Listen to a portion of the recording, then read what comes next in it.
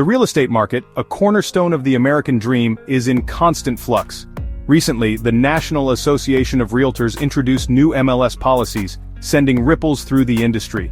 These changes affecting how properties are listed and marketed have sparked debate about fairness, transparency, and the balance of power in real estate transactions. Understanding these changes is crucial for both homebuyers and sellers navigating this evolving landscape.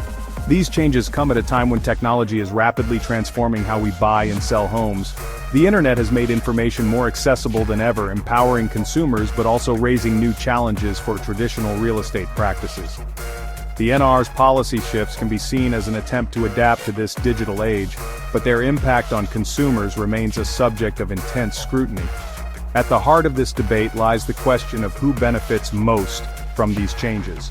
Are they designed to protect the interests of real estate agents, or to ensure a fair and transparent marketplace for all participants? As we delve into the specifics of these new policies, we will explore their potential consequences for buyers, sellers, and the future of the real estate industry itself. One of the most significant changes introduced by the NAR is the office-exclusive listing. This policy allows real estate agents to keep certain property listings within their brokerage, shielding them from the broader MLS.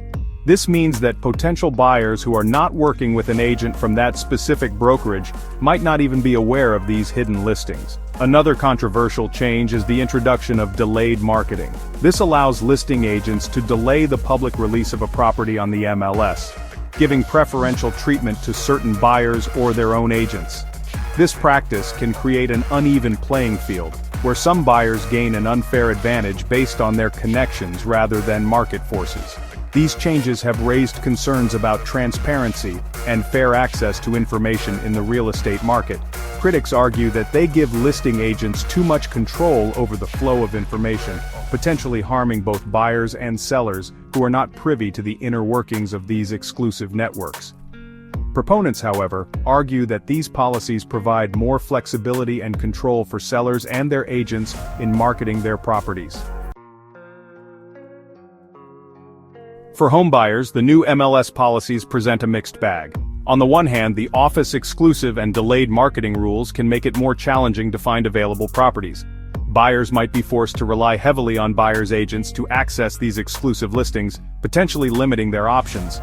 The impact on real estate platforms like Zillow is also significant. These platforms rely on MLS data to provide comprehensive property listings to consumers. With the new rules, Zillow and similar platforms might not have access to all available listings, potentially affecting their ability to provide a complete picture of the market to their users.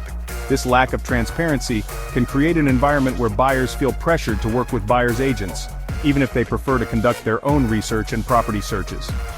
While a buyer's agent can be a valuable asset, the new rules might make it feel like a necessity rather than a choice, potentially shifting the power dynamic in real estate transactions. Section 4. Shifting Power Dynamics, Commissions and Negotiations. The NAR's new policies also address the contentious issue of real estate commissions. Traditionally, listing agents have held significant sway over commission rates, often setting them as a percentage of the sale price. The new rules aim to provide more transparency and negotiation power to sellers. Under the revised guidelines, sellers are encouraged to discuss and negotiate commission rates with their listing agents up front. This shift aims to empower sellers to have more control over the costs associated with selling their homes. However, it remains to be seen how these negotiations will play out in practice, and whether they will lead to genuinely competitive commission rates. For buyers, the impact of these commission changes is less direct. While lower commissions for sellers might seem beneficial, they could potentially lead to listing agents prioritizing properties with higher sale prices or pushing for quicker sales to maximize their earnings. This could ultimately affect the range and affordability of homes available to buyers. Section 5. Transparency takes a hit. Implications for consumers. The debate surrounding the new MLS policies ultimately boils down to the issue of transparency.